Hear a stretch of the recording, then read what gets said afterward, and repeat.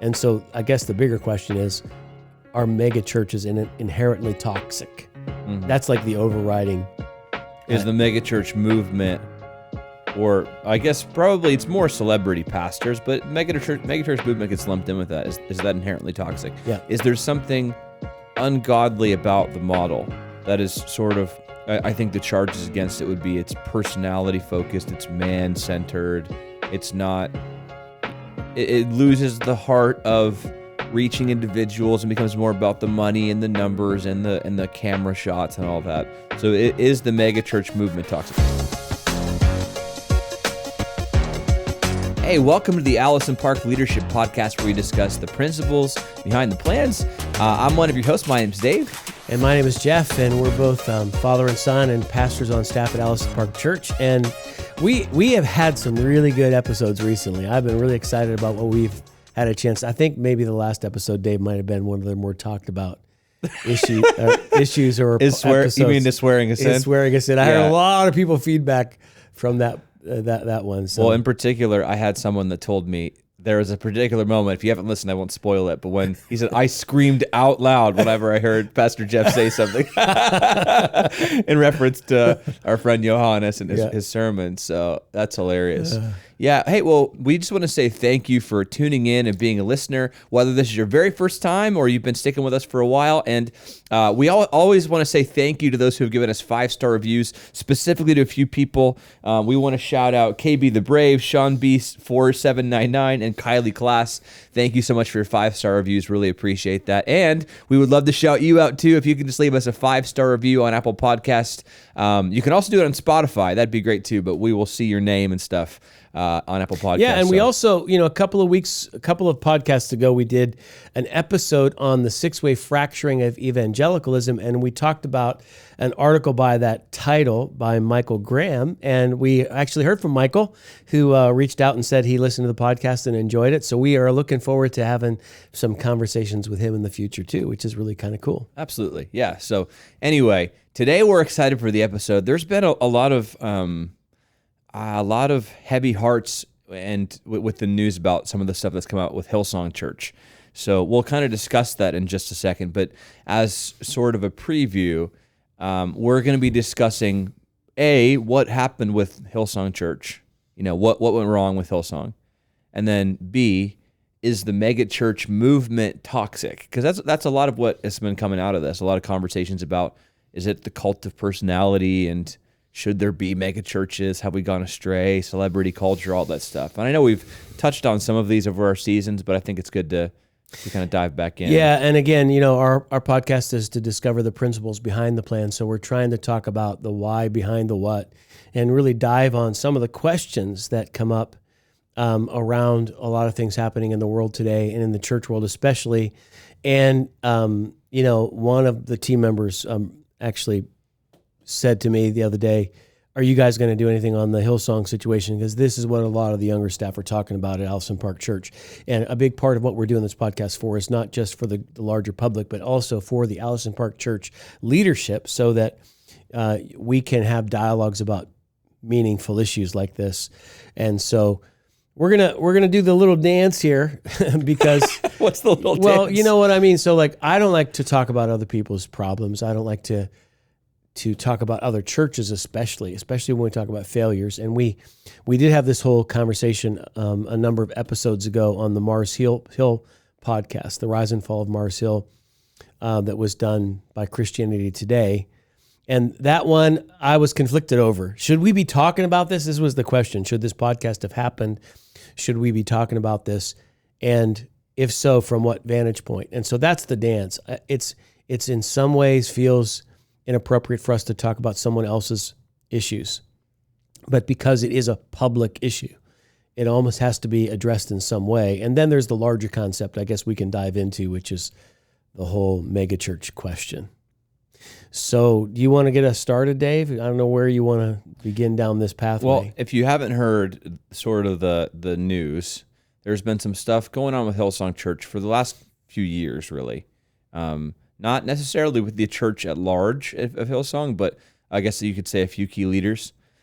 Yeah, and let's just pause to say Hillsong Church is a church that was pastored by Brian Houston.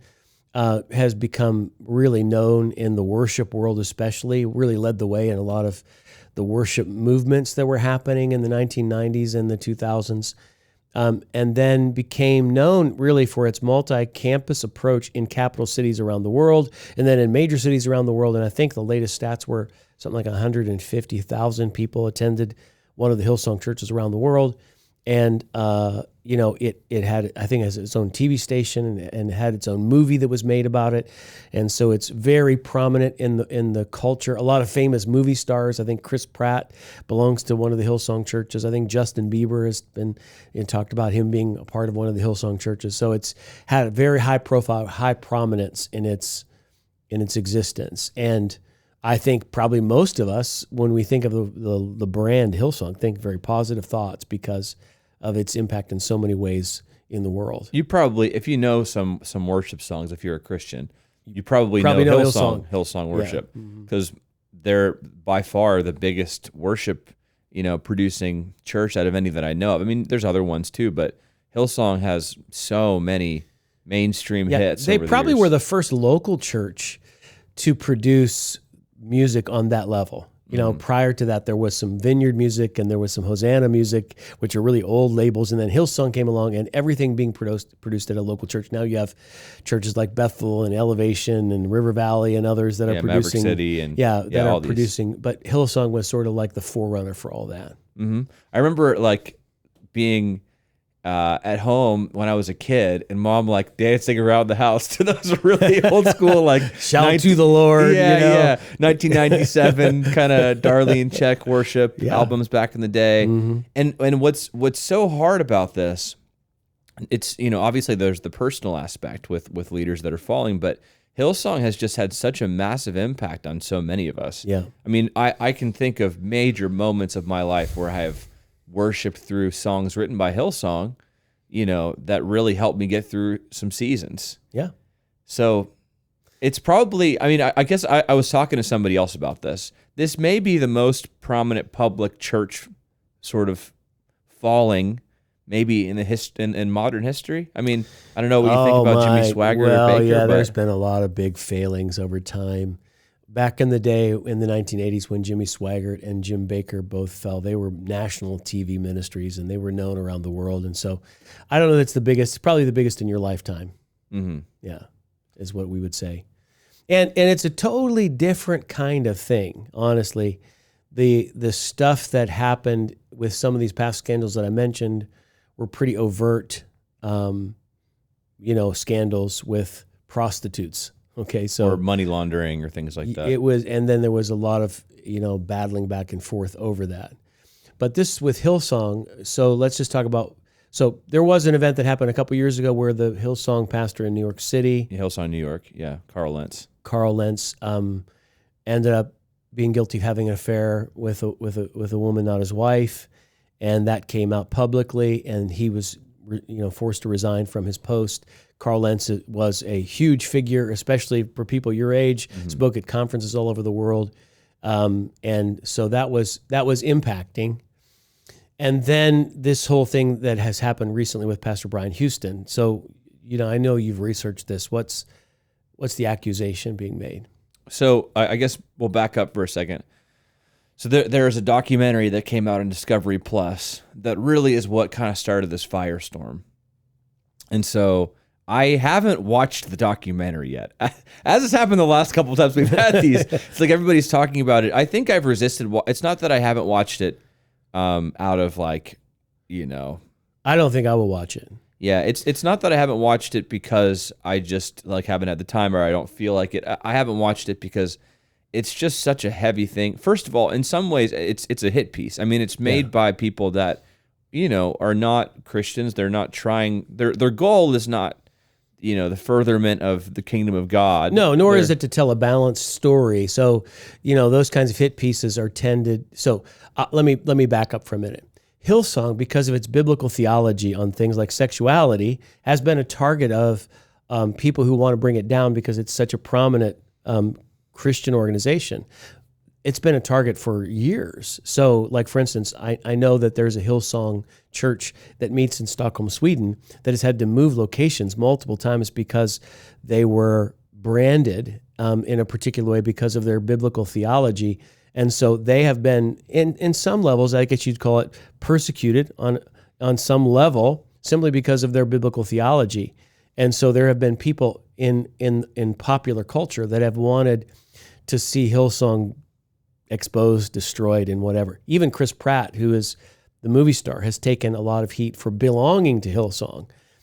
In some ways, suffered some persecution in Hollywood because of his, professing to be a Christian and attending Hillsong Church. So the hit piece that comes out of Discovery Plus comes, from what I understand, from that angle.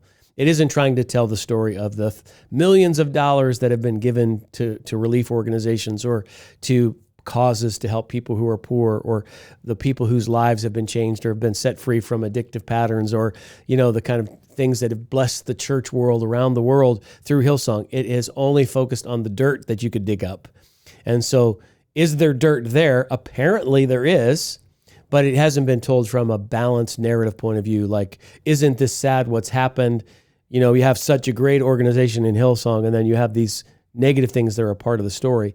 So for me, I just don't have the time for that. If someone's going to just do a hit piece on the church just because they're against the church, even if there is some legitimacy to some of the things they're saying, I'm not sure that's useful for me to spend my time on. Now, if someone watches it and they want to tell me differently, that there's something of value in there, I guess I would consider changing my mind. But so the fact that it is intentionally made, with trying to take Hillsong down, doesn't mean there's not a lot of truth in there. Right. I mean, the stuff that was coming out. So just to very quickly summarize, we've mentioned Carl Lentz before, but he had an affair that was a part of this, and then there was a whole thing. Essentially, like, I'm really going to summarize, and this is like it's not just hearsay, but it's when you have a third person or whatever it's called. Yeah. I'm like, this is what I understand when I've had conversations about this. There was. And also the perspective of the documentary, whether or not this is verifiable. We don't know the information firsthand from any source other than the documentary. Right. But it's so Brian Houston was the lead pastor of Hillsong Church. His dad's name was Frank. Apparently, Frank had sexually assaulted someone, a child who was a child. Yeah. Many years ago. Years and years ago, Yeah. 20-some, 30-some years ago, something like that. I think 20-some years ago. Yes. And apparently, so that was known. He had been asked to step down. But then what the documentary tries to expose is the idea that Brian Houston had always claimed he didn't know that, and like his dad had passed away, but he didn't even know until his deathbed. And so he had claimed that he didn't try to make amends or do anything about it or bring it to the police because he didn't know. But the documentary makes it seem as if he paid off the person who was abused for $10,000 to keep them quiet, and that he was keeping this a secret rather than getting his dad to the police. And then at the end, it also shows that he may have been engaging in some affair-like relationships. So these are two separate issues, right? Separate issues. The very first one you're talking about, I had heard about Brian describing what happened with his dad and how horrifying that was to him and his reaction to it. Now he is being charged in Australia with the crime of not reporting something he should have reported when it comes to the abuse of a minor. Exactly. That case is before the courts. And while the documentary may be producing some of their thoughts on it, I think we have to let that play out in the court system. Mm-hmm. He hasn't been found guilty. He's been charged. He's being accused of something. Mm-hmm. But I think we have to be very careful to not say that it's already been decided just because someone's accused him of something. Okay, then the second part is, along with that allegation, which is the most serious allegation, there was evidently a moment where he was overusing sleep medication and drinking as well, and he, in that state, sent some text messages that were inappropriate to a staff member and went to visit a woman in a hotel room at a conference. And she wanted him to leave, and he didn't leave, and then eventually the staff member resigned. And I think, if I'm understanding, the board wanted Brian to follow through on some redemptive measures to make sure that he was healthy and strong, and this wouldn't happen again. And I'm not sure if he followed through with that completely. And eventually they made the decision to say, you also need to step down. But it comes in concert with this other charge being made that's being tried in the public courts there in Australia. So obviously this sends ripples effect over, all around the world because of his impact through Hillsong and his leadership over time. And so I would just say, I don't think we can make judgments on things or condemn somebody where we don't really have all the information. I wouldn't want anybody doing that to me. I don't think we should do that for Pastor Brian. I think his wife has come out and said, I trust my husband completely. And she's had such a beautiful attitude. I've read some of her posts on Instagram, and she's had such a great, great Christ-like, humble, broken, positive response, even though she's part of she's part of the story and being criticized a lot. So I just think we have to be, as Christians, very protective to speak like Jesus about Pastor Brian and his wife, Bobby. I think we have to be very careful not to sound more like the devil than we do like Jesus when we talk about Hillsong. We have to let some processes play out and not react too emotionally by condemning or condoning anything until we get all of the facts as much as we possibly can. And if the worst of the worst is true, the right response is not to pounce on it, but to grieve that this has happened, because it's not good for anybody. It's not good for them, for the kingdom, or anybody else that might have been injured in the process, especially if the allegations are true. This woman who might have been the victim of his inappropriate flirtations with her, or especially the kid that was abused by Brian's dad. I mean, that's horrific. Yeah. But that's, I guess, a starting point. But I think what this brings up is, because if you link the two now, the story about Hillsong and the documentary being made, and some people's reaction to what appears to be the fall of Hillsong, I think that's overstating it, because I think the church is going to go on. Yeah. And then the Mars Hill podcast is this overarching theme of, see, that's what happens with celebrity pastors, or see, that's what's wrong with megachurches, or it's almost like this particular thing that's happened is now proof of what we suspected all along, that there's something seriously wrong with churches of that size, or with somebody who is that well known. And so I guess the bigger question is, are megachurches inherently toxic? That's like the overriding.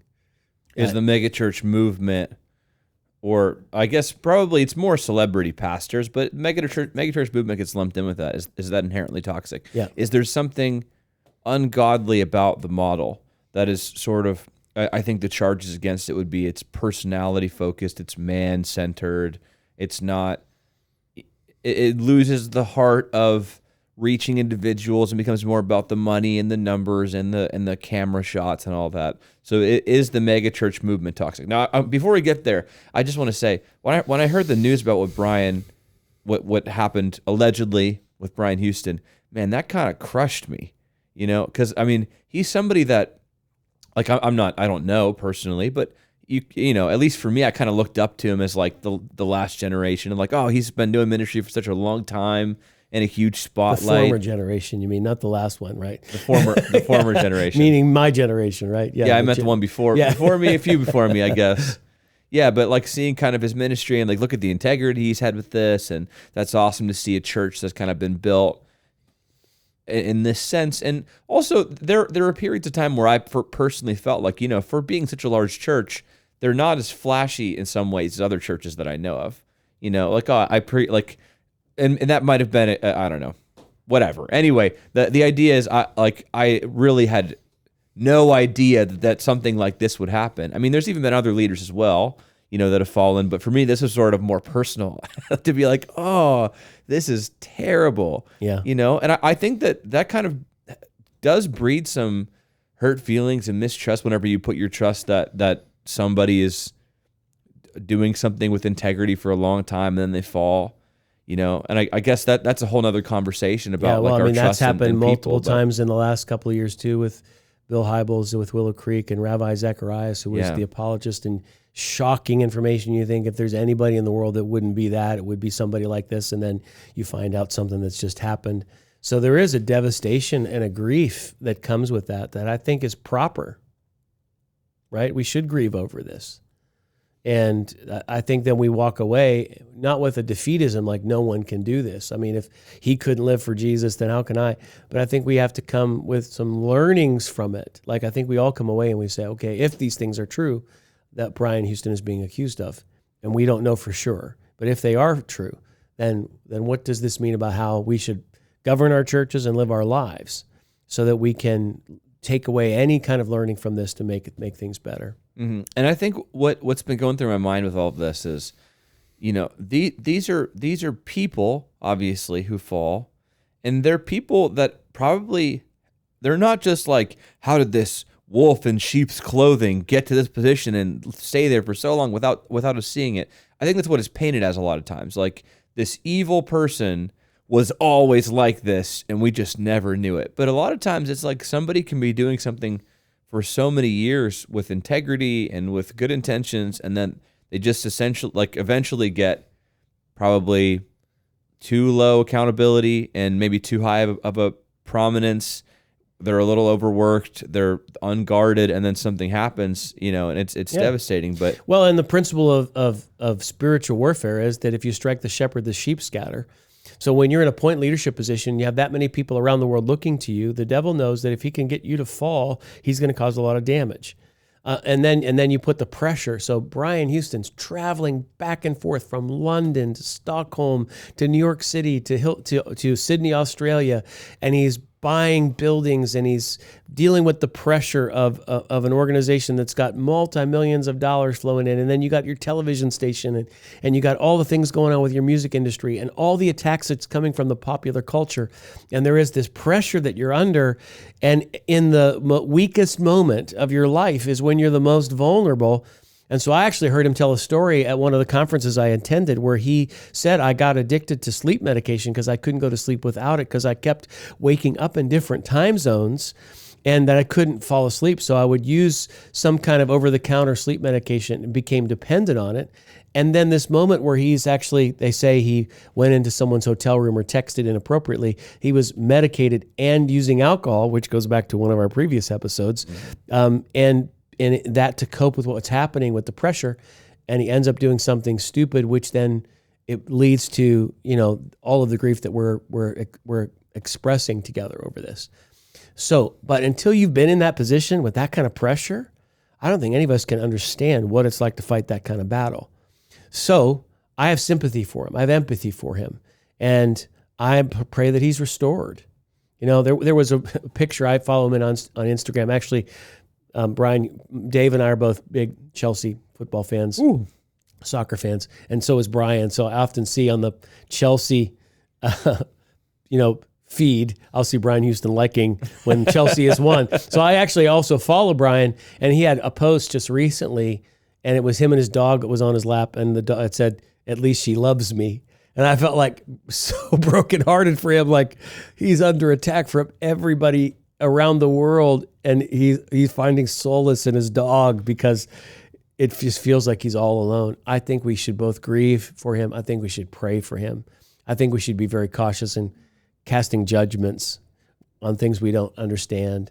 And I think we should all cheer for him to be restored. Yeah. That would be, along with making sure all those who potentially have been victimized are properly cared for and taken care of. I'm not saying one without the other. I'm just saying for everyone who might have been affected, we should be praying for their restoration. As a side note, I think that we become too much like the world and the culture when we're rooting for the takedown of the bad guys. Yeah. As opposed to, because they're still people. And that wasn't Jesus' heart. I mean, Jesus instructed us to do things out of restoration. And we find that in Paul's letters too. When it comes to discipline, it's discipline with restoration in mind, so that somebody can kind of come back into the fold, into grace, and not to be taken down, to be like, because I think this is a part of the whole virtue signaling culture. But like when we find people that are the bad guys and we feel like we help to take them down and expose them or get them canceled, we feel better. But that's really ungodly and really unchristlike. So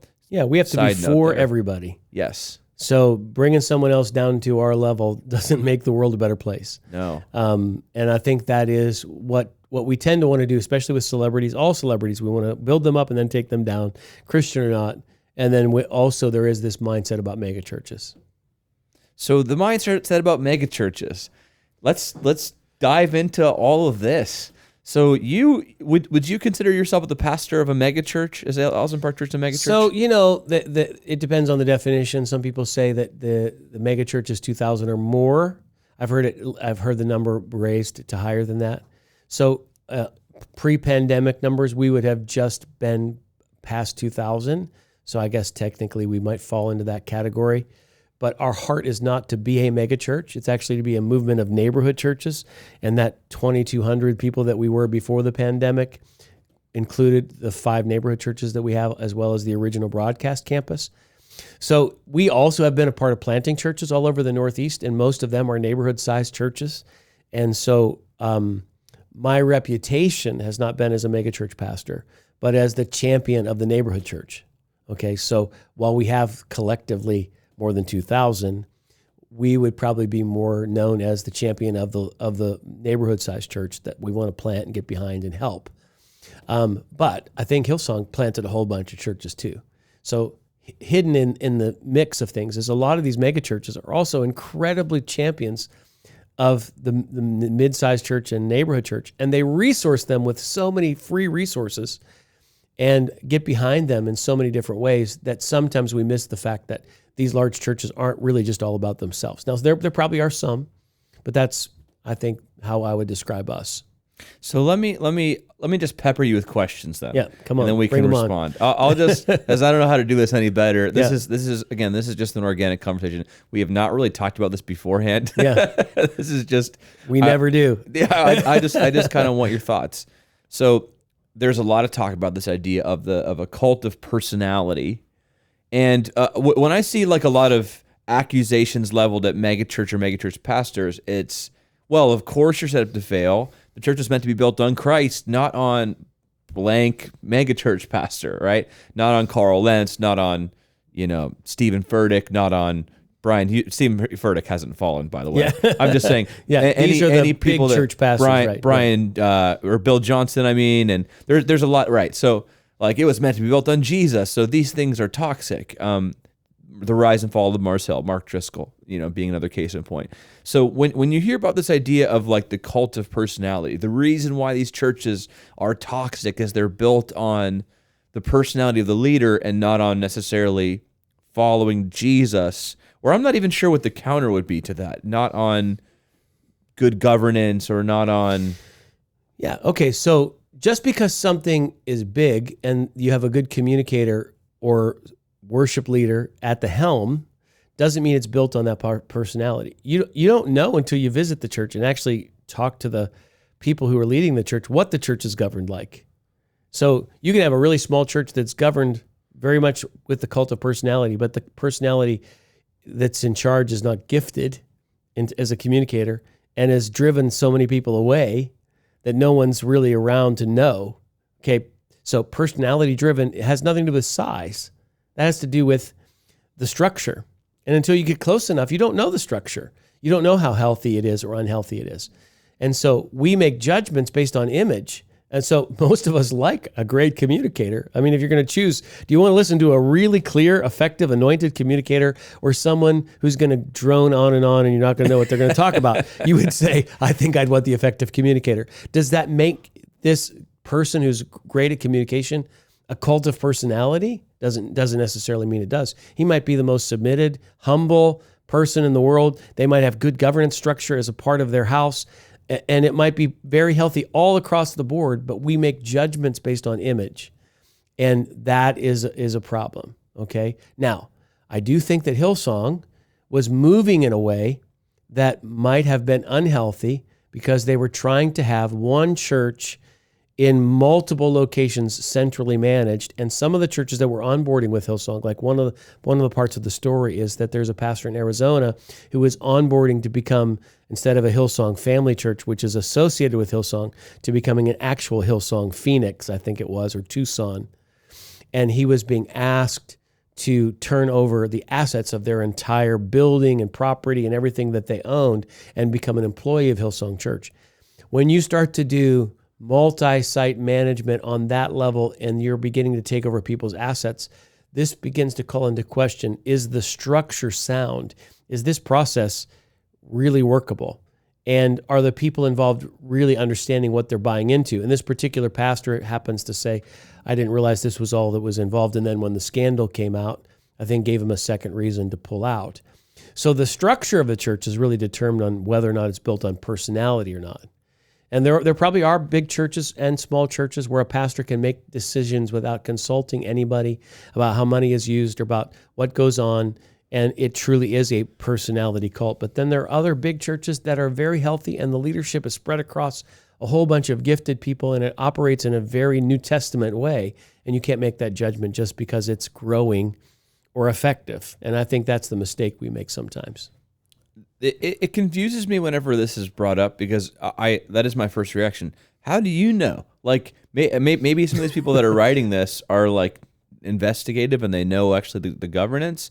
But a lot of times I feel like this is being said, and it's like, well, so it feels like, to me like jealousy. Yeah. Do we want? I mean, okay, there are some communicators that are really highly educated, and they're not as charismatic, but they have really good Bible teaching.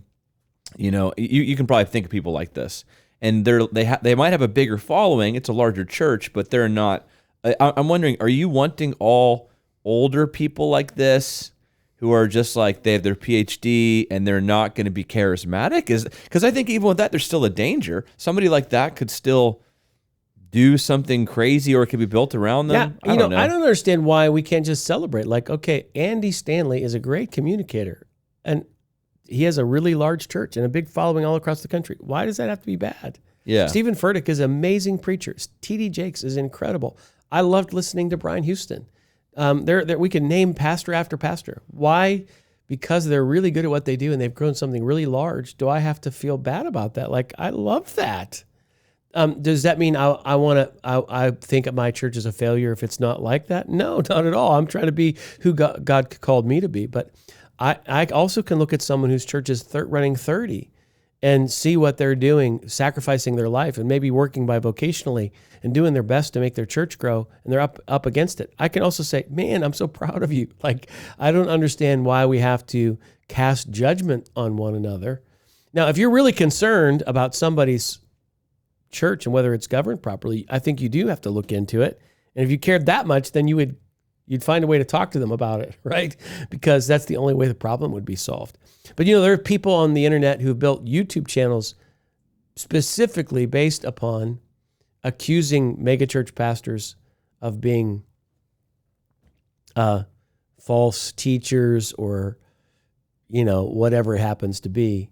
And I actually think that that's very unhealthy, to be just building your whole life on targeting someone else. Mm-hmm. Just to point out their flaws. I don't think that's healthy at all. Yeah. And you can use the excuse of, like, I'm protecting my sheep. Yeah. But I don't know. I think people are too... Well, your sheep don't need a YouTube channel. Yeah. Mm-hmm. That could be done in-house if you want to do that in a sensitive way. So, okay, next question. Pepper me. My next question is sort of about the celebrity pastor idea. So a lot of what's coming under fire right now is all these pastors they're just image focused, and like they shouldn't be trying to reach celebrities. We're called to reach the orphan and the widow and the poor. And so, like, if someone is a celebrity pastor, that's kind of an inherently toxic thing. Celebrity pastor is not something that anybody would call themselves. It's not like they would say, like, hey, Well, but I think that this comes out of the whole thing. So when Carl Lentz went down with his particular moral failing, sure, he was a part of a group of cool guy pastors that were posting a lot of cool guy pictures on the internet. A lot of them are still doing ministry now. Yeah, but they were really, can I say, this sounds really judgy. I don't even know how to say this appropriately because I'm older than you, but it felt like they were posing, in particular ways, and they're hanging out with musicians and movie stars. And it fits into that whole Instagram culture kind of a thing. Like, it's a little, and so, okay, should we try to reach movie stars for Jesus? Yes. Should we lead with that? Like, should that be what we're always celebrating or known for? Look at me, I'm hanging out with the cool kids. I think that does attract some people's attention that wouldn't necessarily pay attention to the gospel. and they see that you're sitting next to someone they respect in the music world, and they see that you're trying to pastor them, I could see how that might actually be useful. Now we're getting into people's motivation. Are you just trying to strut around like in an Instagram picture to let everybody know how cool you are? That's probably a bad motivation. Are you doing this strategically?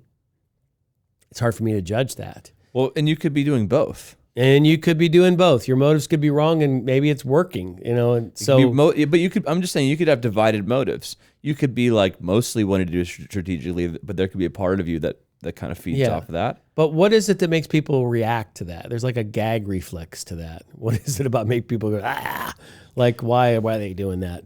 Is it like, this doesn't look like Jesus to me? Or is it you think you're better than me kind of a thing? Like, I don't know the answer to that. I do have a little gag reflex with it. I don't even know why I do. I think it's because when you're thinking about a pastor, at least for me, I think of someone who should be sort of actively trying to deflect attention a lot of times. They're sort of like, look at these awesome people, or they're like, look at what God is doing, or, it's not really about me, it's about whatever God's calling me to do. And when you see people that are sort of like doing things that are very like, look at me, you're sort of like, why? Like, isn't that sort of the antithesis of what you're... Isn't that really kind of attractive, though, in a way? Because, like, okay, isn't the whole selfie culture, look at me? I mean, we all take pictures with selfies in them, and aren't we all doing that a little bit? Like, for whatever reason, pastors get more flack for it. Yeah. It's like the people that are like, how could they do this, are probably a lot of times doing that. Yes, but it's like, well, I can do this. This is fine. But you expect better from pastors, or you expect them to be different. Or... So we all want Mother Teresa. We want the humble, I'm devoting myself to the poor. Even if we're not necessarily living that way, we'd like our spiritual leaders to show up in that form. I guess you got to be true to who you are. I mean, I have to work at being in style. Like, that's just not my norm. Melody coaches me. So no one's going to ever accuse me of being slick because it's not my personality. But if you are naturally a great dresser, I don't think you should apologize for that. Sure. Right? So I think sometimes we're a little hypercritical on some stuff, but we do have to ask the motive question. Does this really reflect Jesus well? Is it strategically good for the church? Is it not? And I think the jury may be still out on that. It's that whole episode we did, our Should Pastors Be Uncool Again? Bless you, Dave. Thanks. And that's the question of how much is brand matter? How much does dress matter? How much does cool matter? How much is, because we all agree that to be relevant, you have to be in the game somehow. Mm-hmm. But then there's a line where maybe it becomes too much. So I don't know what in the world that has to do with Brian Houston and Hillsong. I guess Hillsong is very brand conscious, and it does have to do with Carl Lentz. But I don't know that those two things, Carl's fall, has anything to do with his cult. But it's all associated, though. It gets mixed up together. It does, because you're like, look at Hillsong. Hillsong's already had other major celebrity pastors fall. So what does that prove in people's minds? I think in people's minds, it proves that, okay, this is an extreme statement that is not a view that I hold. I think people are like, look, it shows that they are fake, and they are just about image, and they don't have the kind of integrity to stand up under pressure. This was built on a bad foundation. It's all that kind of stuff. That's pretty broad judgments from a distance. You sent me an article. I'm almost just quoting like their points that they said. Here's the 8 reasons why this failure happened from a distance. My goodness, that is a lot of judgment to cast. I mean, don't we need a little more humility on the judgment side to say, look, I can't tell you what went wrong in Hillsong. How can I tell you what went wrong in Hillsong? I have never even visited there. I only have seen things on television. How would I know? And if I did know, if I was close enough to the situation and I had talked to the leaders and I knew what was systemically wrong with Hillsong Church, should I put it in a blog post with my 8 points? Or is there a better place to manifest that discussion? And maybe I would take some of the learnings and I would rebrand it as how to have a healthy church, but not aim it at Hillsong and say, this is what went wrong there. It very much just sounds like somebody who's got an agenda, and you're using the fall to express that agenda. And I know that's really hard on this particular guy who wrote the article, but it's just really, I think you could say 8 practices for healthy churches, but nobody wants to read that. Yeah. No one wants to read the positive spin on what it takes to have a healthy church. They want to read about, what went wrong in their marriage, what went wrong in, that's the salaciousness of it. That's why Rise and Fall of Mars Hill was so popular, is it leveraged the scandal to sell the podcast. Mm-hmm. And it leverages the scandal to get you to read the article. And I don't know that's not coming out of, I don't think, a Jesus heart. And so I think people like the and I'm not going to mention the article or the name of it. I just was referencing what you sent to me, but I think that there's sort of an undercurrent of, if we could abolish the fake megachurch movement, we could take the churches that are out there and make them more Jesus-centered. But there's no plan for that. It's not like, well, here's what we should do, other than vague, we should have better governance and accountability, but everybody agrees with that. I think the churches that have bad governance are not even, they're not going to vocally say. It's usually, you find that out after the fact, after something happens, right? But it feels like this feels like it's sort of a part of the deconstruction movement, to take something down, but that doesn't have a blueprint of what we're building it back into. Yeah. Things sometimes do need to be torn down if they're bad, but for the purpose of being reconstructed into something healthy. Yeah, so I just finished penning my article on why megachurches are bad for the world and why things should be torn down, as I turn on my next episode of Levi Lesko. Right. So we're all consuming this material that's coming out from some of the best communicators in the world as we rail against it as an evil. And it just seems so weird and inconsistent to me. I do think there are principles of governance. Maybe we should do an episode on this at some point. But a couple of principles. Everybody needs to be submitted to somebody. I don't care who you are or how big your ministry is. Everybody needs to have people who are speaking into their life so that you are accountable and you can avoid the potential downfalls of making the kinds of serious mistakes. Organizations need to have good trustee boards in place and governance structures so that if there is something that happens where someone is abused or harmed, it can be corrected immediately and reported appropriately. And everybody who serves on a team is responsible to have their eyes open to see anything that looks wrong and to deal with it through the proper processes of Matthew 18 so that it can be handled, because no church is perfect, but churches don't have to end up falling off a cliff if good governance structures are in place and we're submitted to one another in love. I think that if you had put a test in Hillsong at early 2000s, you probably would have seen everything was completely healthy. And some point, somewhere, somehow, this may, because we don't know for sure, have gone sideways. And if it did, it's tragic. But I don't think we can take a broad brush and say, this now means Rick Warren's church is bad, or T.D. Jakes' church is bad, or Stephen Furtick's church is bad, or Andy Stanley's church is bad, because I don't think that has anything to do with one another. I think all of these individuals are functioning as individuals, and each church is operating in its own way. And when we start to make broad judgments, I think we make a major, major mistake. And we are, I think, working against the attitudes of Jesus in how we treat each other. Yeah. It reminds me of some way, I was just reading through my Bible reading plan whenever it's David's in the desert and he doesn't kill Saul twice because he doesn't want to lay a hand on the Lord's anointed. I think sometimes there are people that are in these prominent positions that are easy to take shots at because everybody knows about them. But I do just feel like, are you sure that Jesus is not pleased with what they're doing and that he's not the one orchestrating this? Because I think people, if it was like, you're attacking what Jesus is doing right now, yeah, I think that they would feel a little more reticent. But it's okay to attack a person if we see flaws. But yeah, in general, I just think, to me, we just need we need to be a little slower to speak. You know what I mean? Slow to judge. Yeah, what does it say in Galatians chapter 1? If anyone is caught in a sin, you who are spiritual should restore that person gently, and you should be aware that you yourself are potentially able to fall. I know I just paraphrased that verse, but that's actually, I think, a good way to close the podcast, because that's the attitude that we should have, that Galatians chapter 6, verse 1 mindset. With the spirit of gentleness, with the awareness that you also could fall prey to the very same thing. And it should be with the mindset not to judge, but to restore. And if we have that mindset toward one another, even the celebrity pastor, even the megachurch pastor, we have to have the same mindset toward them as we'd have toward anybody else that would fall, with also an awareness that anybody that's been abused or victimized needs to be the priority.